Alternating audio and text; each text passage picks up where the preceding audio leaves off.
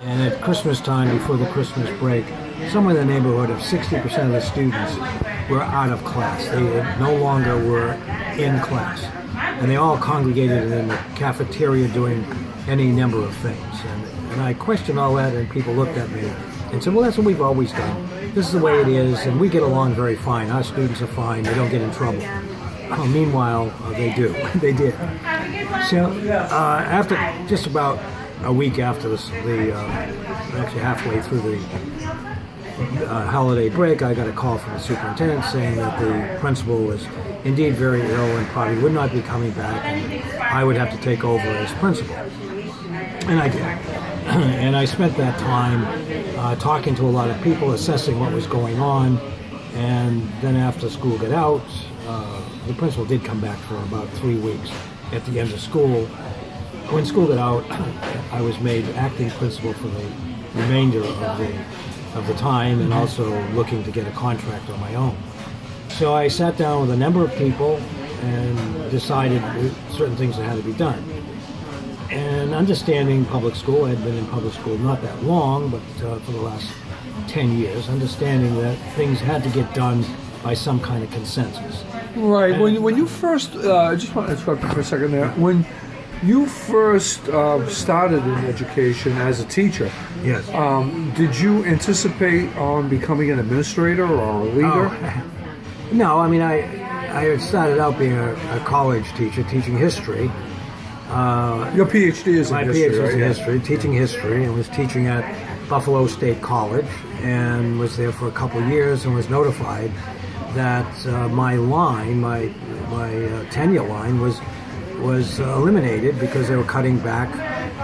The state at that time, it was after all of the turmoil of the 60s, the state of New York decided to cut budgets, and one of the places that they cut was state universities, and my position, which was a tenured position, was eliminated, and they said in a year's time you will no longer have a job. So I was working on my PhD. I had a scholarship, or I should say a fellowship, to Great Britain, to the University of London, to complete my study of history, and also to do my research for my PhD. I came back, I wrote my dissertation, was in the process of completing it. I applied to probably 150 universities and colleges, and never got more than an interview and an offer of a part-time job. One of them was in Virginia, a part-time job paying very little money, and I decided not to take it. And I needed a job, and I started substituting at the local high school in Groton, Massachusetts. They liked me, they hired me as an English teacher. One of my degrees is in English, and I started teaching English. And did that, and moved on to North Middlesex Regional High School in Townsend as a department head with 18 teachers in my department. And then Prop 2.5 came along, which was this tax cutting referendum that passed in 1980. And the next year, I lost my job at the high school, was actually bumped to the 4th grade, taught there for one semester, then to the 6th grade, and then to the 8th grade. Wow. And the next bump was out of education in Massachusetts. And as luck would have it, I got a job in New Hampshire in September after the school year began. I had my contract. I couldn't leave my contract with North Middlesex for 90 days. They did agree to do it for 60 days, and I started while the school year was beginning. I think it was my first day on the job when a student actually died at college. Oh, wow. Had some illness, and I had not anything violent, I just had some illness. But anyway, that's the background for that. I had never intended to go into education administration. I had intended to continue doing my research in history, teaching at the college level, and she didn't start by saying, "Well, I want to be a leader." You know, I did. I always considered myself, somewhat of a unique individual in terms of how I approached my teaching of history. I did a different approach from what the normal or traditional history, and got into quantitative analysis of history. One of the things I did was analyze census returns from the 19th century to, Wow. to then try to prove or disprove the American dream worked for Americans, and that kind of approach. So anyway, I did get into it and just sort of followed. I observed a lot of people and how they did things, and always had some kind of an opinion about what should be done and what shouldn't be done, and found myself in that position in actually 1982, and never really looked back after that. I just continued and progressed. I was 15 years as a superintendent. I was a principal in 3 different places for 8 years, 9 years, and never really thought about anything but trying to lead public education. And I had developed a reputation for being a change agent, for coming into situations that needed to be fixed and changing the directions of the schools. So you saw a lot of things that needed to be changed, essentially. And was that one of your goals to, can you tell me about some of the changes you might have implemented as a superintendent? Well, as a superintendent... well, I should say as a principal. I mean, my first tenure as a principal in New Hampshire, I had to deal with this attendance policy, and I had to deal with a high dropout rate. Right. 25% of the students at Conval dropped out. Wow, it's 1 out of every 4. Yes. Yeah. And it was not really based on population. I mean, there was a middle class, rural middle class student body. But Conval had in place this idea that students weren't accepted for the first grade unless they were ready. They had to take a readiness test, and if they showed that they could not pass this test, they were kept out of entering the first grade. Wow. I had kids who were held out till they were 8 years old before they began school. So I had freshmen who were 16. Oh, that's crazy. So first thing I did was convince the district to change that, and they did. I also changed the attendance policy and said, attendance is its own reward. If the kid doesn't show up, then he doesn't learn that day. We must encourage them to be there. We don't reward non-attendance by kicking them out of class. We reward them by doing things in class and making sure they pass. So not negative vibes. It's more positive. What don't you do? What do you do to keep them in? Right. And we had a vocational school there. I altered or I reformed the vocational education. I made it more of a interface with regular ed, and gave kids on both sides a chance. Students who are regular ed students who are going to go to college to take some vocational school courses and vice versa. I mean, where do you get this vision? I mean, as a leader, one of the biggest things they talk about for leaders is vision. Where does this vision come from? Like what?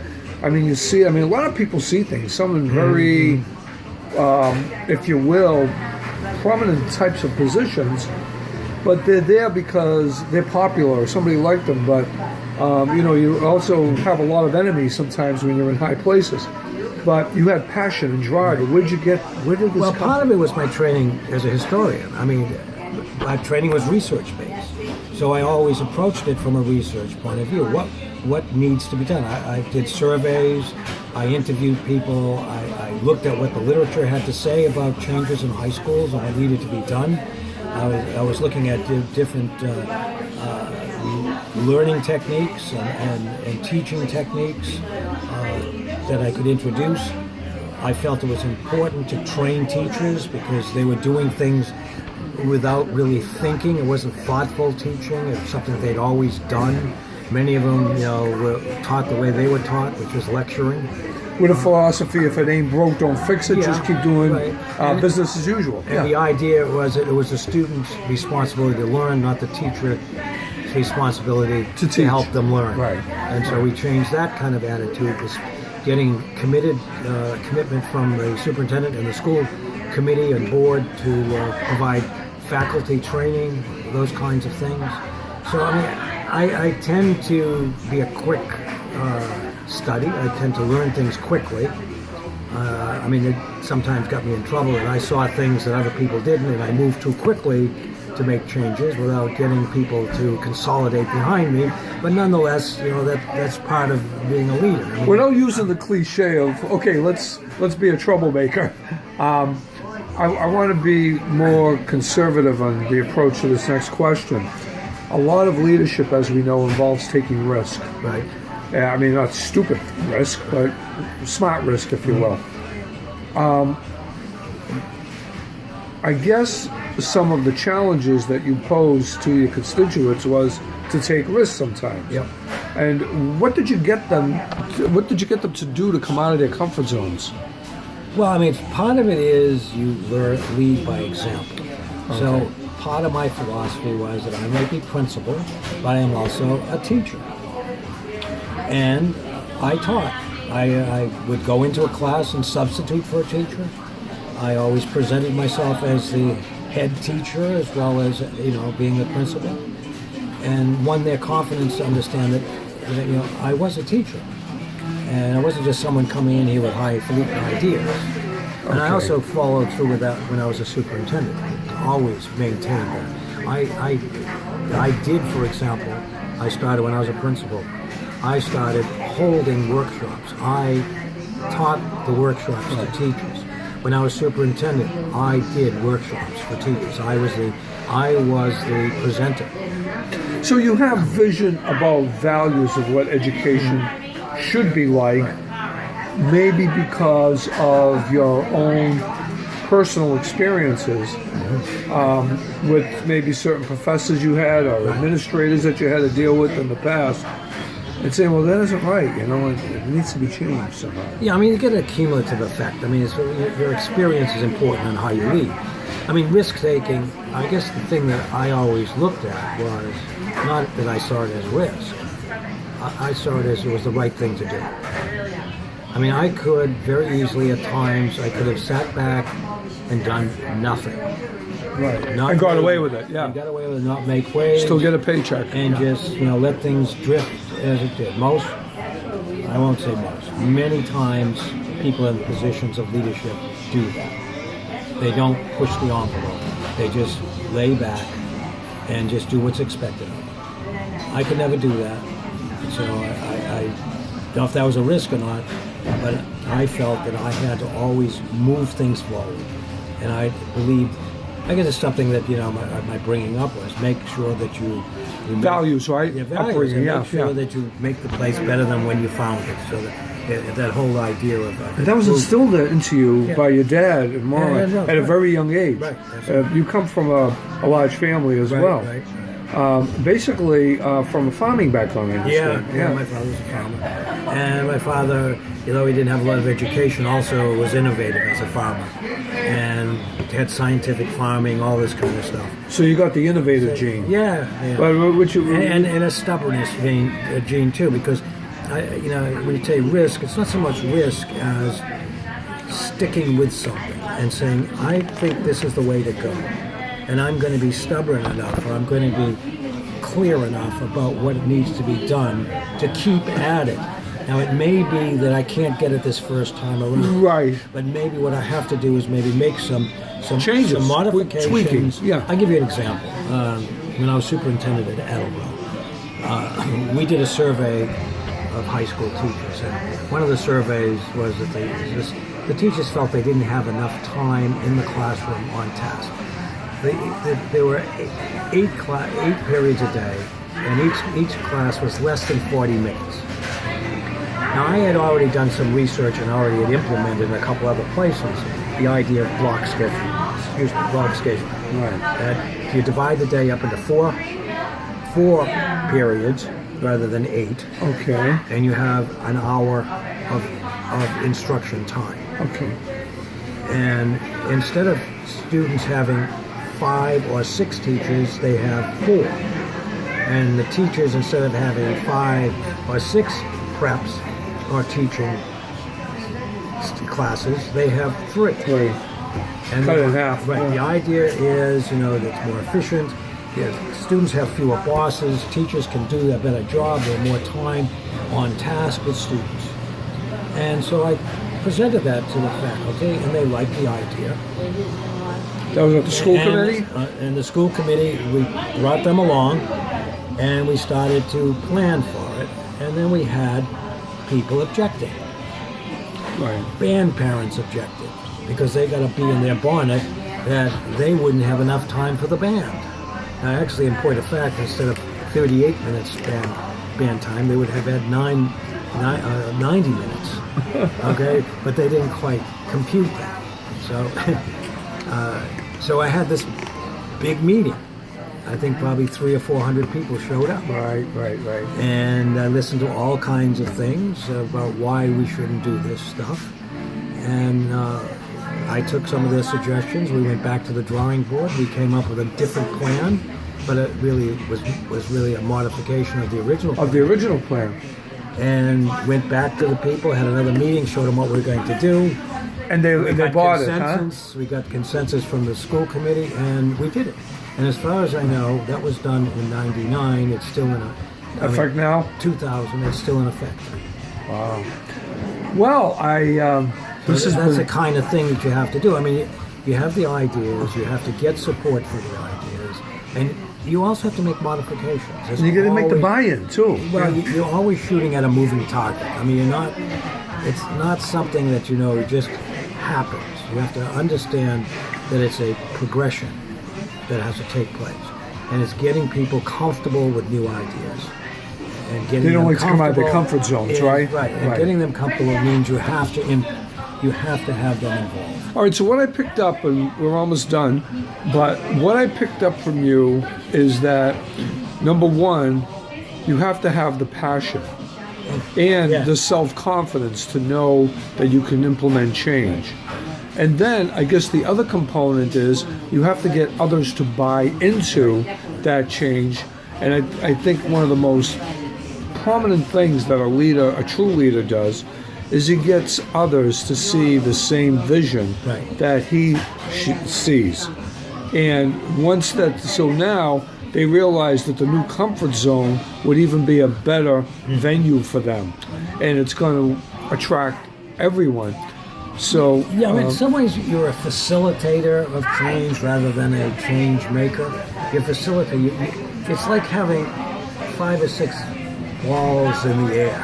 I use that, and knowing that there's many different aspects of any kind of decision or any kind of outcome, and somehow you have to influence people to make a decision. You got to influence change. Right, you have to influence. You have to do it. You have to get people to think in many ways that they are heard and that they're going to be part of this thing.